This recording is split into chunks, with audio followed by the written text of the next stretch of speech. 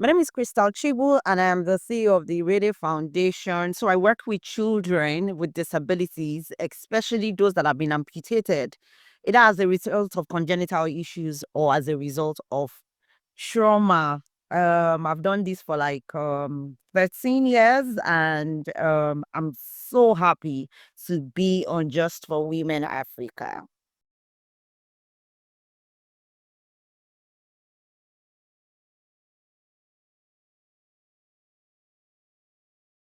What inspired you to start the IREDE Foundation?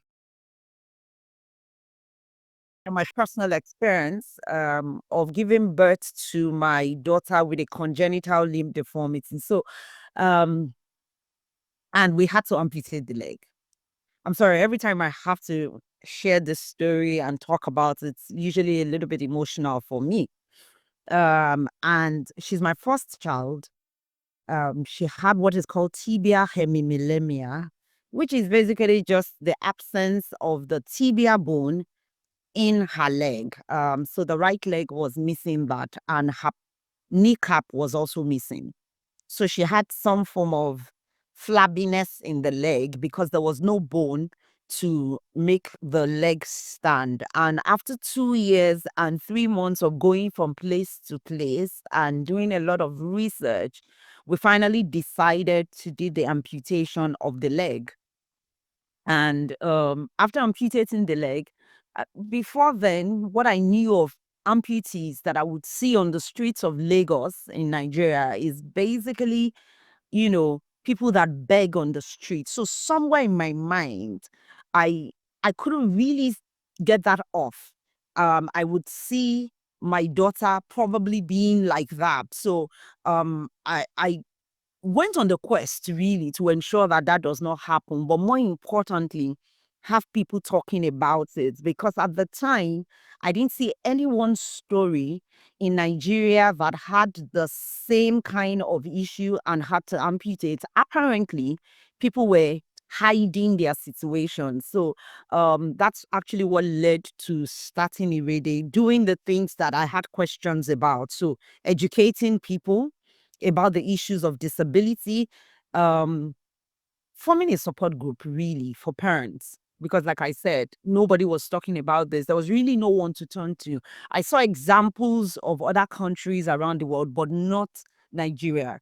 And finally, at the time, we started working on providing artificial limbs for the families that couldn't afford it. So we'd provide the limbs for the children, and we were responsible for changing the limb from time to time till the child is 18. And then finally, we integrated what we called Engage, which is basically engaging the government and stakeholders, because we realized that to sustain the work that we're doing, we needed government backing, we needed to behavioral change for the public. So we started advocating and engaging different people in the society. What were some of the biggest challenges you faced when starting the IREDE Foundation? I think one of the biggest challenges was, look, how do you tell your story? Because we were not people that shared or talked about what we were going through. So being able to put the story out there was a big thing, and also sharing other people's stories.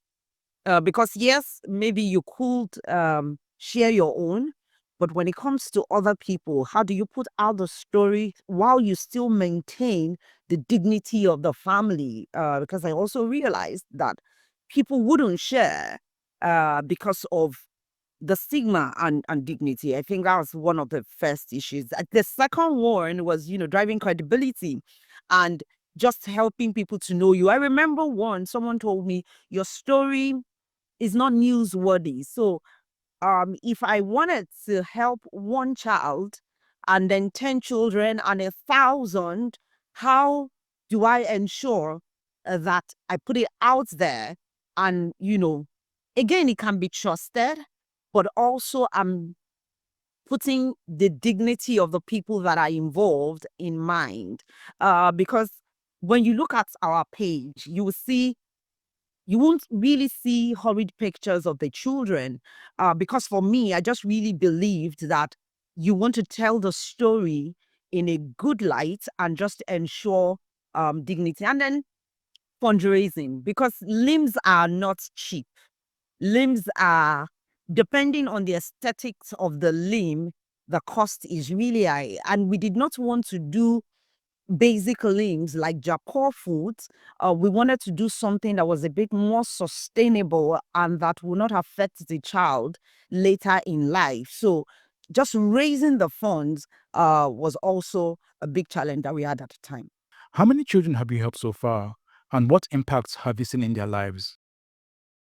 So I'll flip that question because I would say the number of limbs that we have given over the last 12 plus years and the number of children, and then, we can start talking about the impact. So over the last 12 years, we've given over 600 limbs to children, to over 350 children. And so usually the question I get is, why do you have a higher number of limbs, lower children? Because sometimes we have double amputees. I've even seen a child that I've worked with that has, 3 limbs amputated. I've seen one that had no limbs at all, and we had to provide limbs for the children. Plus, we keep changing the limbs for the kids, like I said, till they are 18. So we're responsible for their movement, either, the one from the lower limb, which is the legs, or the upper limbs. And impact. I think they speak for itself. That's what wakes me up every day and brings me into the office to do this. From having the children being able to play with, they are typical. So they are not by themselves. They can do what every other person can do. To them being back to school, because that was really very significant for me. Because if you remember, I talked about the fact that you see people begging on the streets. And so within one IREDE champions, as we call them. We don't call them beneficiaries, we call them champions, because what we do is we extend limbs for them and we raise champions of these children. They are able to go back to school. And then thirdly, their parents are able to now have an economy surrounding them because they can go to work. My experience when I gave birth to my daughter was work was impaired. At some point, my husband had to become like a stay-at-home dad to care for our daughter because she couldn't be in school because she didn't have any limbs. And there were no support at the time for, a child that could not walk or was on a wheelchair in most of the schools in Nigeria. So basically, that for me is huge impact. And the fact that now we have a society that is talking about disability, that is talking about inclusion, that is talking about the diversity of these people, and we're having reduced to the barest minimum the discrimination and stigmatization that has to do with disability. Now we have in Nigeria a law that has been passed, for persons with disabilities, and that's really awesome. Implementation of the law is a different conversation, but the fact that we have the right policies now, leading the way is something that is really significant. Organizations are beginning to talk about, inclusion of persons with disabilities in their organization. That is the impact. Why is the foundation responsible for children until they turn 18? And what is the reason for choosing 18 as the cutoff age? So the reason we stop at age 18 is because the rate of growth actually reduces at or stops at 18. Sometimes you have a surge in growth at 21 for some children, especially boys, but at 18, you get a limb that you don't necessarily have to change for another 6 to 10 years, depending on how you use your limb. So that's why we do that at age 18. So we give them a limb that they can continue to use, but we don't stop connecting with the children. We now have a program that we have called Journey of Change, which is a program, and deep also, depending on the donor that we are working with. We prepare them for the world ahead of them. So we continue to engage. At that point, we start teaching them leadership skills, employability skills, things that now help them to live a full life at the end of the day. What are the biggest challenges children with limb loss face in society? Stigmatization, discrimination, even from their peers. I've had some schools that will not take the child because the child um, is is on a wheelchair and the child cannot walk.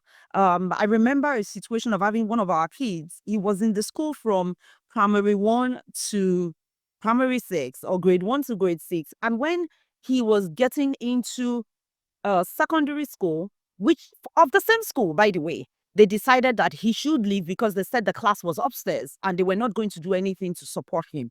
So those are the kind of discrimination that they faced. People call them all sort of names.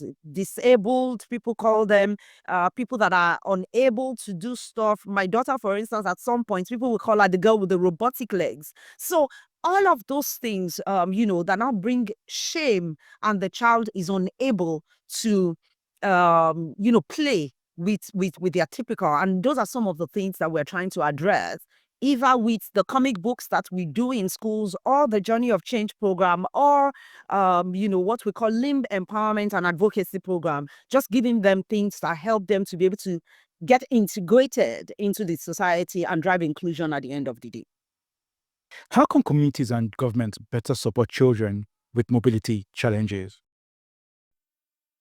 I think information first, um, and creating a lot of awareness. I think that's one of the biggest support. Secondly, having accessible, because we're talking mobility, accessible communities, accessible buildings, accessible policies that support these children. So half the time I tell people, a person with disability can work for you and do whatever it is, can be in that school. Just imagine that you have removed whatever barriers. And usually the people that have the most power to remove the barriers for us are governments and then the community. So when the narrative that we are putting out there from our communities, from the families, looking at the family units as a community, is that the child has a disability, yes, but they have abilities in other things.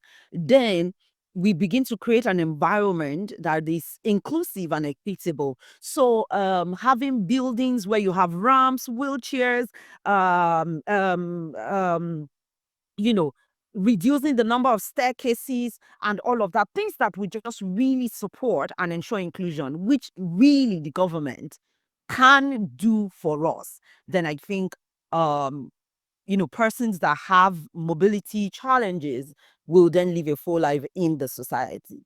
The Disability Act was passed in Nigeria in 2018. What measures can be taken to ensure its effective enforcement across the country? I think the first thing government can do is that the punitive measures that they put in the laws, they implement it. So, for instance, the law says that, you have to employ a certain quota of persons with disabilities. We need to have like a monitoring and evaluation team that goes in to go and check that, at least for big organizations, and check. Because usually when people see that this is happening, then we start complying, basically. But because you know that nothing is going to happen, then people just go ahead and do what they feel like doing. I think that's going to be helpful. A lot of states in Nigeria are also having like agencies for persons with disabilities. So using those agencies, also we have the National Commission of Persons with Disabilities. Also, using all of these agencies, both on the federal level and at the state level, to be able to deal with these issues. And I think finally we have civil society, so organizations like IREDE Foundation, continuing to create awareness and talk about those things. One of the things that I've seen that have changed people over the last 12 years is seeing people, and I told you about a program that we run that is called Journey of Change. And Journey of Change, basically, we train persons with disabilities and they intern, we pair them with organizations to intern. The kind of things I've heard is, oh, I never knew that this people with disabilities will be able to deliver. They deliver on their jobs and even much more. So when you see those kind of things and people are talking about it, then we can, put those things in place to make sure and use them as examples. So not, and for those that are doing well, the government is kind of incentivizing them for doing the right things also. So it's not just all stick, stick, stick. You give a bit of clout also to encourage people to do the things that they need to do. Does the IREDE Foundation operate nationwide across Nigeria, or its works limited to specific states? So we work across Nigeria at the IREDE Foundation today, pan Nigeria. We have champions across more than 25 states in Nigeria. And in the next 3 years, we are now expanding to the rest of Africa. Because we have people that reach out from time to time from different parts of Africa. So we're expanding our work, both in partnership and collaboration with other organizations, but also setting up, I don't want to use the word franchise, but, like our outlets where we're still able to reach those children with some of the programs that we are currently running today in Nigeria. Tell us about Out on a Limb, your annual work for inclusion. How can people participate? Yeah, I'm dancing because that touches me a lot. So, Out on the Limb Awareness Walk, just like the name is an advocacy and awareness walk where we literally showcase the ability of persons with disabilities and use that as a medium uh, to just inform and sensitize the public about issues of disability in general. And it happens usually the second Saturday in April across the globe. Because people ask me, oh, I am in this part of the world. Will I be able to participate? Yes, you can participate anywhere, from anywhere in the world, but it happens second Saturday. And the second thing also is that month is Limb Loss Awareness Month, April. So we use that entire month to continue to sensitize the public to be a part of the one that is happening this year and beyond. Um, Please register through our social media platforms or websites. Usually we have people that we call advocates across the different state locations, countries that are organizing the work in a particular country. And then you can tell me, Crystal, I live in Kumasi and there is no advocate in Kumasi. You can become that advocate, and all you just need to do is reach through the social media platforms to us, and we will send you a talk guide, a kit guide, a kit that will help you to be able to organize the work. And once you're more than one person, the work is already happening, and we stand with the child amputees. What are the major causes of limb disabilities across Nigeria?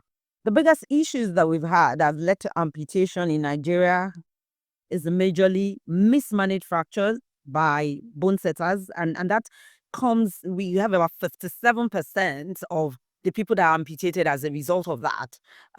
Then we have trauma, sicknesses, accidents, so road accidents. We have bikes, and now we have what we call auto rickshaw, which we call marwa in Nigeria, and accidents as a result of that, and people's limbs just get chopped off as a result of this. And then you have a lower percentage of about 4% as a result of congenital issues, which leads then to amputation. But most of them, fractures that are mismanaged, that could have been better managed. And so that's why some of the work we do is around preventing the amputation in the first instance by educating people on what they need to do to ensure that it doesn't get to the point where it has to be amputated or we have needless amputations. Are the prosthetic limbs used in Nigeria locally manufactured or imported? The components of the limbs are imported. So we bring in the components, the foot, the pylon, the knee joints are all brought into the country. What we do is we do the assembling today in Nigeria. Um, but materials like cover, so you have what is called the skin finish or the cover, because again, some parents are comfortable with the limbs of their children being covered up so that it looks like the other skin, or if it's one limb that is amputated, so you don't really get to know. So the leather that is used for that, in some cases, we get from Nigeria. But basically, what we do today is assembling. I'm looking forward to a time. Some work has already started happening using 3D printers to make foot.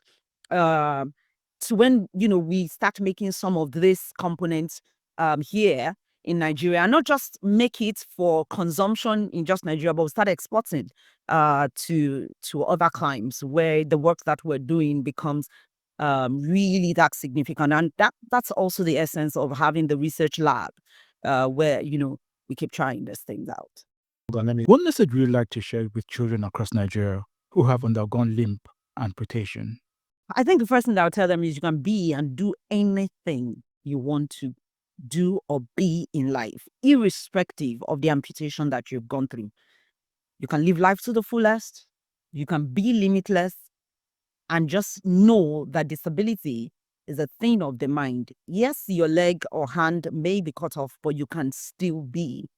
And the reason I'm telling you this is I've seen children across Nigeria and even outside of Nigeria that do everything, whether it's football with an amputated limb, or swimming, or riding a bicycle, or even leading and be prefects in school, so you can be anything that you want to be. So don't let this amputation deter you or stop you from being who you want to be. What advice would you give to parents raising children with disabilities? Every time people ask me that question, Lekon, I just smile. Please, your child will be fine. And it's okay to cry from time to time from overwhelm. But what I would like you to do is take action and don't stop at just crying, knowing that your child needs all the strength that they need from you. And you are the one that can help them build stamina through what life is going to throw at them. Don't forget also, as a parent, that disability is a thing of the mind. Allow your child to try everything they desire to try, because everyone falls down, but what people do is they pick themselves back up. And I will give you a rider to that. I remember once when my daughter fell and she insinuated that she fell because she has an amputated leg. I asked her the question, does your brother fall down? She said, yes. I said, when your brother falls, what does he do? Say he stands up. How many legs does he have? 2 legs. So what do you need to do? She said, get up. I said, so get up. So a lot of times, we parents, we stay in that, spot. And I can't imagine how painful it is for you to have a child with disability, because I know our stories are unique, but our children need us. And we ourselves need to live the full life that we can. And so please, just work at that and help your child to be everything, so that you can also be free to do everything you want to do. Thank you. What's next for the IREDE Foundation, and how can people support your work? What's next for us? Over the last 12 years, we've given limbs to children. We've helped these children go back to school. We're even currently working at ensuring that these children get jobs, because we now have a couple of them that are in universities and some of them graduating from the university.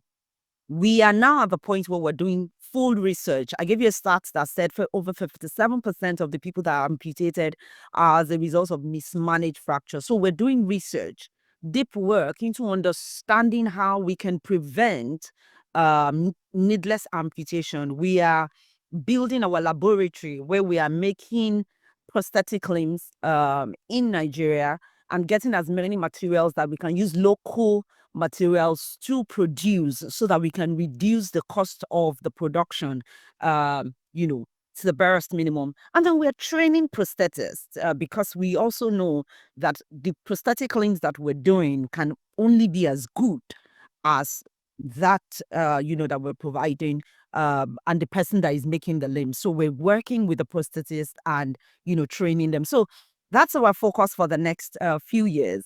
And finally, our expansion into the rest of Africa. It's not enough that we have champions in Nigeria. We want to have champions across the continent. Persons with disabilities, people that are amputated, that are living their best lives and are not held back as a result of amputation. So